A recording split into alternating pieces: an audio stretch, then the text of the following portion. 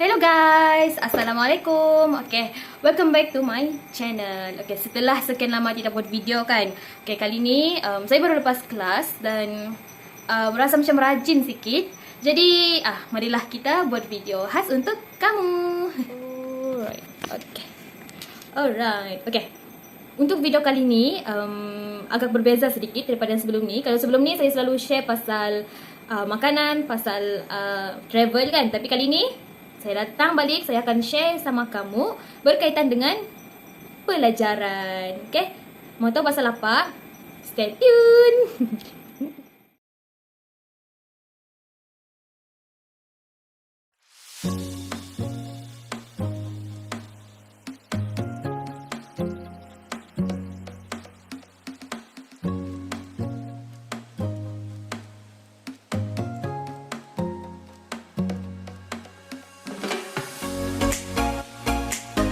Kalau pada ustazah sendiri, first kali tidak pilih kasih.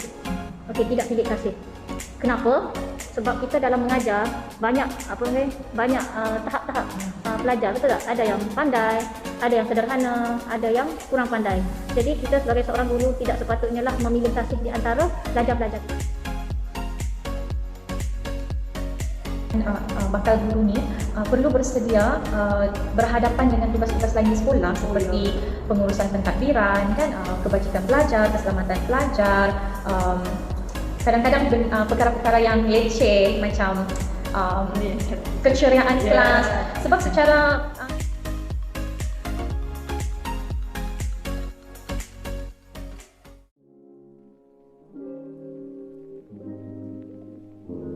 Siapakah dia dua orang guru ni kan? Saya pasti kamu pun mahu juga berkenalan dengan mereka. Siapakah dua orang guru tersebut kan? Okay, bagi guru pertama iaitu Cik Florinta Edward, berasal daripada Beaufort, Sabah. Cik Florinta ni merupakan graduan ijazah pendidikan bahasa Inggeris sebagai bahasa kedua di Macquarie University Sydney, Australia. Wow guys. Dan Institut Perguruan Bahasa-Bahasa Antarabangsa Kuala Lumpur. Dan setelah bergraduasi, beliau mendapat tempat sebagai seorang guru di Sekolah Menengah Kebangsaan Agama Kimanis. Beliau masih mengajar di sekolah yang sama selama 9 tahun. Mengajar bagi subjek Bahasa Inggeris dan Muet. Bagi guru kedua ni pula dikenali sebagai Puan Nur Syukriah binti Muhammad Fauzi, berasal daripada Machang, Kelantan. Okey, beliau mendapat pendidikan di Universiti Pendidikan Sultan Idris dalam bidang bahasa Arab dengan pendidikan. Okey, setelah bergraduasi, beliau mendapat tempat perkhidmatan yang pertama iaitu di Sekolah Menengah Kebangsaan Agama Limawan, Kimanis Papar. Dan beliau telah dipindahkan di SMK Agama Tun Datuk Mustafa, Papar, Sabah sehingga kini, dan beliau mengajar bagi subjek bahasa Arab. Dari tadi bercakap je kan? Apa kata? Untuk video kali ni saya akan panggil kawan-kawan saya untuk bersama-sama kita dalam video ni untuk kongsikan apa yang mereka dapat sepanjang wawancara yang telah kami lakukan. Okey, jom tanya mereka.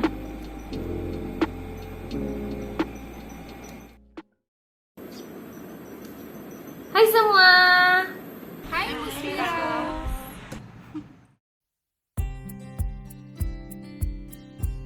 Sepanjang melakukan interview tu, ada tak persamaan yang kita nampak antara dua orang guru tersebut? Persamaan? Oh ya, ada persamaan kedua-dua guru ni. Apa yang dapat saya nampak dari sesi wawancara tersebut, terdapat beberapa aspek yang menunjukkan persamaan antara keduanya. Dari aspek pertama adalah aspek personality, di mana sepanjang sesi wawancara dijalankan, kedua-dua guru ini dilihat sebagai seorang yang berkeyakinan tinggi, tegas, bersuara lantang dan bersemangat. Tambahan pula, mereka berdua ini sangat mesra dan tidak membuatkan suasana janggal ataupun kekok sepanjang sesi wawancara dijalankan. Dari aspek kedua iaitu aspek penampilan. Penampilan adalah sangat penting bagi seorang guru yang profesional, di mana kita dapat nilai sendirilah daripada aspek kekemasan dan mematuhi etika pemakaian. Kedua-dua guru ini mematuhi aspek ini, di mana mereka pada hari tersebut mereka menggayakan pakaian yang sopan, rapi dan kemas. Seterusnya dari aspek gambaran ideal mereka terhadap seorang guru. Apa yang saya ingat pada hari tersebut, kedua-duanya melontarkan jawapan yang sama terhadap gambaran ideal seorang guru, di mana soalannya adalah apakah kepribadian yang seharusnya ada dalam diri seorang guru. Mereka menjawab, seorang guru haruslah bergaul dan sentiasa memberikan pendapat, terutama kepada rakan sekerja. Tambahan pula, kedua-dua guru ini berkata, tidak seharusnya seorang guru yang profesional untuk menolak, membantah atau memberikan alasan sekiranya ada tugas atau kerja yang diberikan kepada mereka. Akhir sekali, persamaan yang dapat saya lihat secara nyata adalah dari segi penempatan mereka setelah bergelar guru. Mereka berdua ditempatkan di SMKE Kimanis yang asalnya dinamakan sebagai SMKE Limawan Kimanis. Seterusnya pendapat saya adalah tentang perbezaan antara kedua-dua guru ini. Pertamanya adalah dari segi bidang pendidikan. Puan Syukria mengajar dalam bidang bahasa Arab, manakala Teacher Florinta mengajar dalam bidang bahasa Inggris. Seterusnya adalah perbezaan dari segi perkara yang mendorong mereka untuk menjadi seorang guru. Bagi Puan Syukria, menjadi seorang guru adalah minat dan cita-cita beliau sejak kecil. Berbeza pula dengan Teacher Florinta, di mana beliau langsung tidak berminat untuk menjadi seorang guru, namun ketika sekolah beliau sering diminta oleh rakan-rakannya untuk mengajar semasa menjelang peperiksaan. Dari situlah minat beliau untuk menjadi seorang guru mula timbul. Seterusnya perbezaan dari segi aspek tutur kata dan penyampaian semasa wawancara berlangsung. Puan Syukria misalnya adalah seorang yang suka berterus terang dan penyampaian beliau sangat ringkas dan padat dan berdasarkan pengalaman beliau sendiri. Manakala Teacher Florinta pula adalah seorang yang betah berkata-kata dan isi penyampaian beliau sangat bagus dan mempunyai ide-ide yang baru. Seterusnya, perbezaan terakhir adalah dari segi harapan dan nasihat.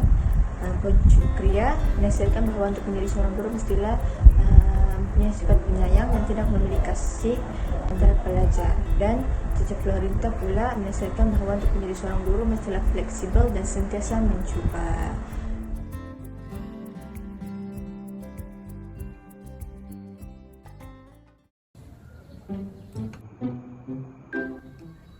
Atribut model IGP bahasa ni terhasil berdasarkan beberapa kerangka-kerangka model guru bahasa.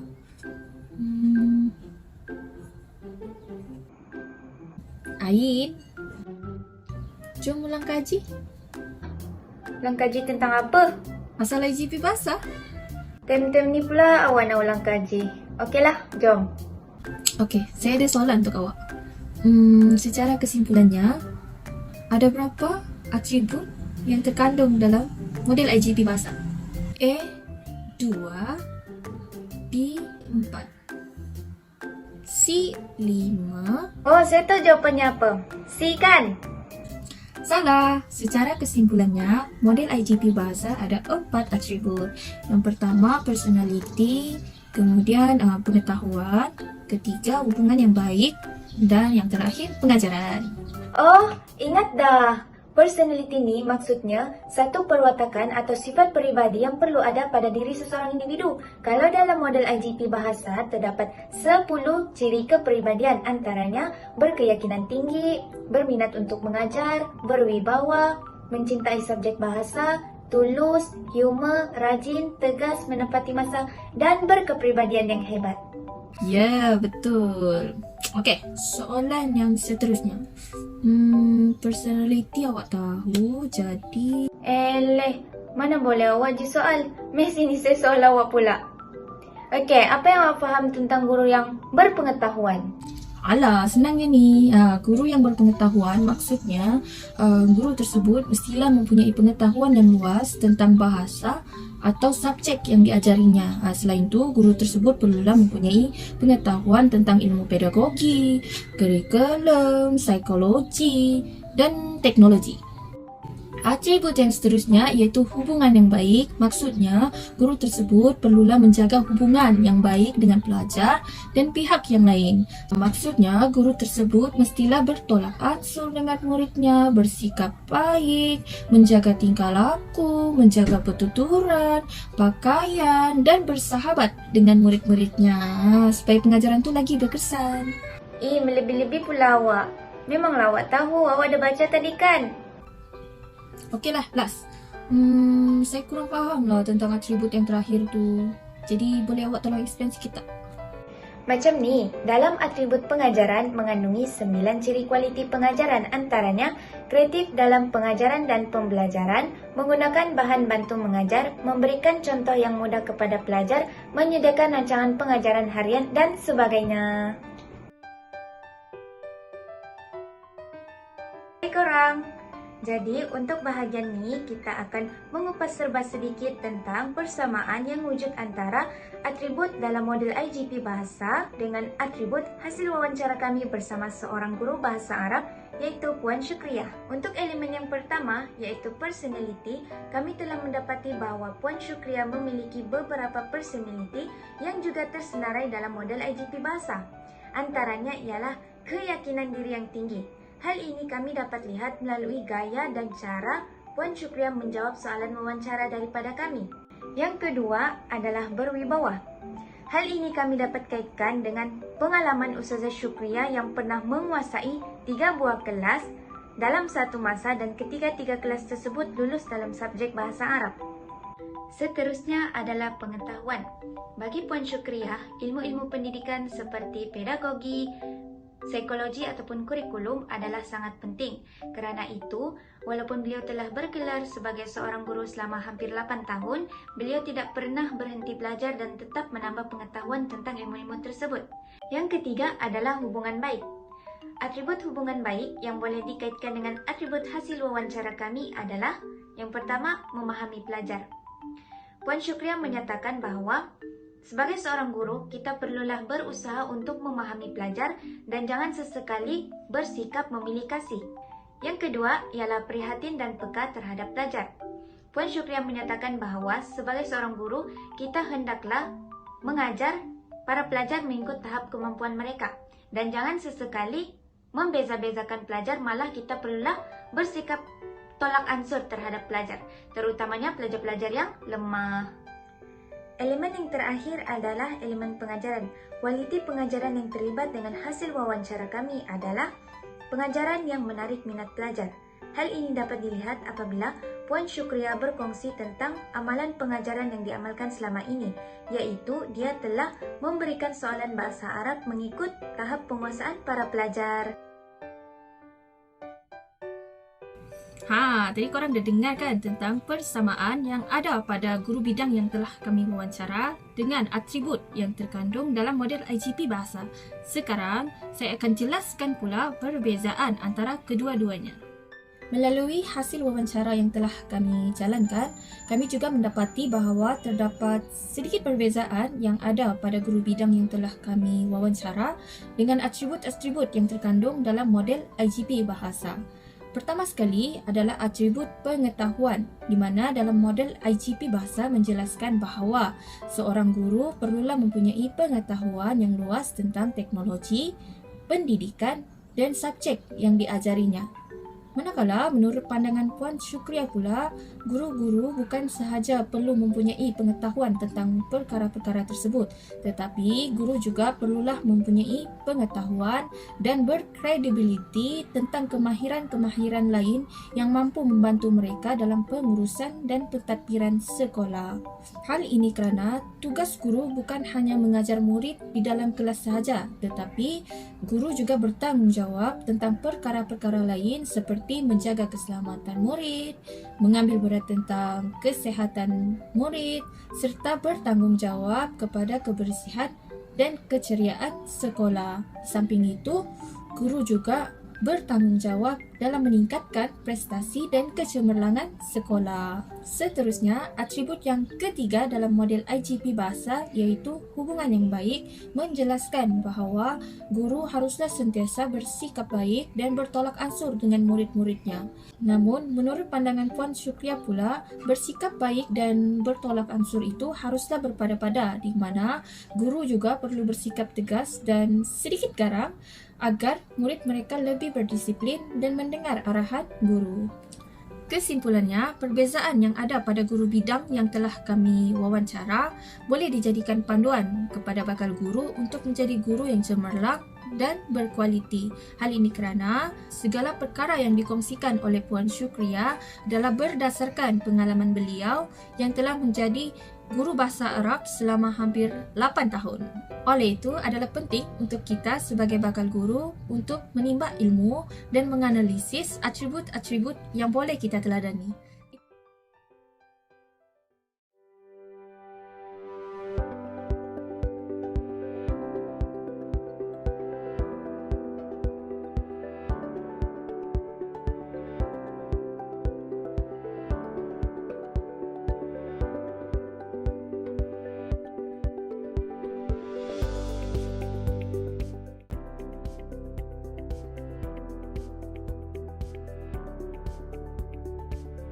Oh, saya tahu. Model IGP UPSI ini telah dibangunkan oleh sekumpulan penyelidik UPSI di bawah skim Geran Penyelidikan Niche untuk 5 tahun oleh Kementerian Pendidikan Malaysia dari tahun 2014 hingga tahun 2020. Betul tak? Easy. Ketua bagi projek ini ialah Yang Berbahagia Datuk Nur Aini Idris yang juga merupakan Timbalan Naib Chancellor Penyelidikan dan Inovasi pada waktu itu.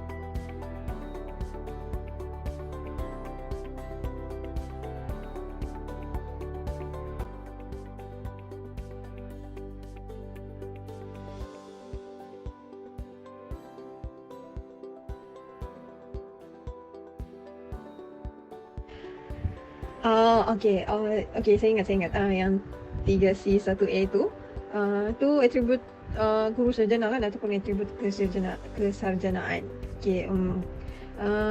Atribut apa yang saya ingatlah, atribut 3C1A ni maksudnya adalah 3C itu adalah compassionate, collaborative, creative and innovative and adaptive, atau dalam bahasa Melayunya terjemahannya adalah penyayang, berkolaborasi, kreatif dan inovatif serta adaptif.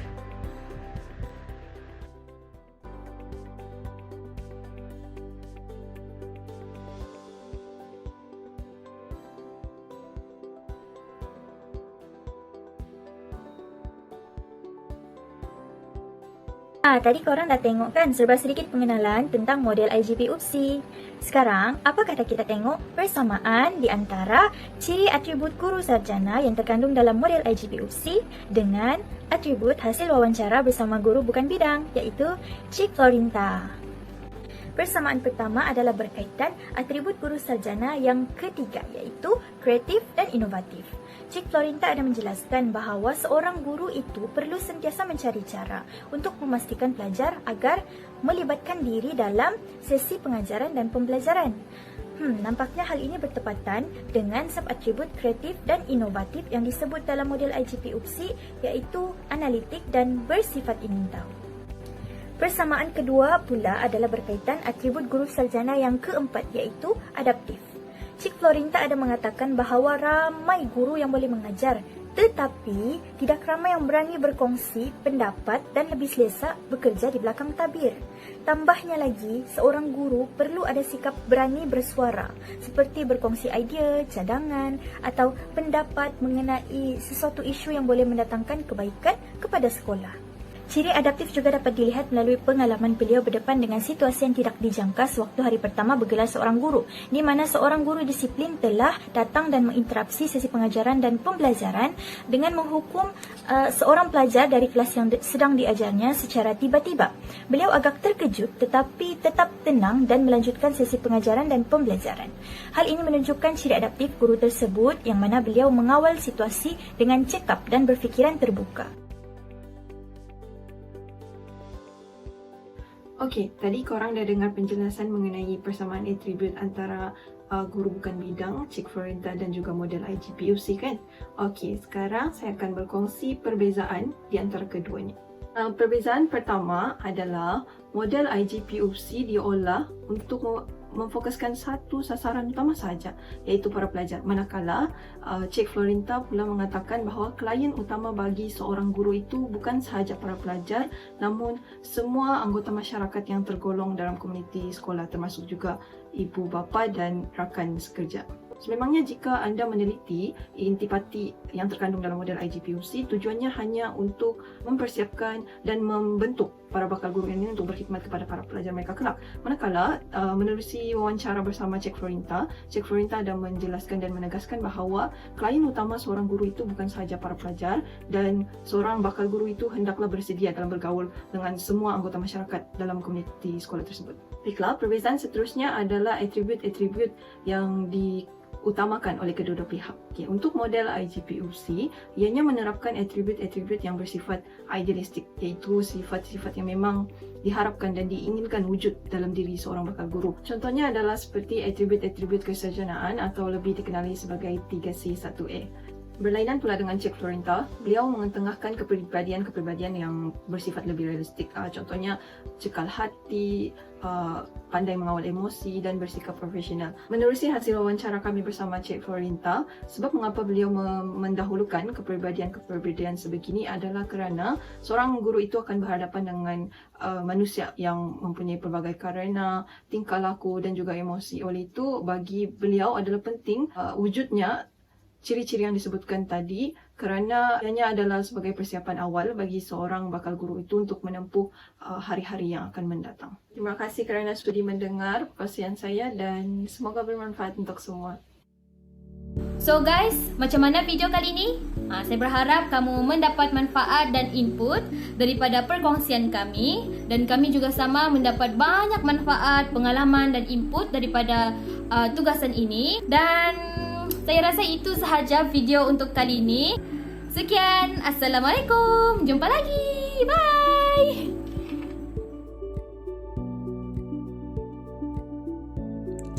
Alhamdulillah, banyak ilmu dan input yang saya dapat sepanjang wawancara bersama dua orang guru ini dijalankan. Antaranya ialah saya belajar tentang etika-etika sebelum, semasa dan selepas berwawancara.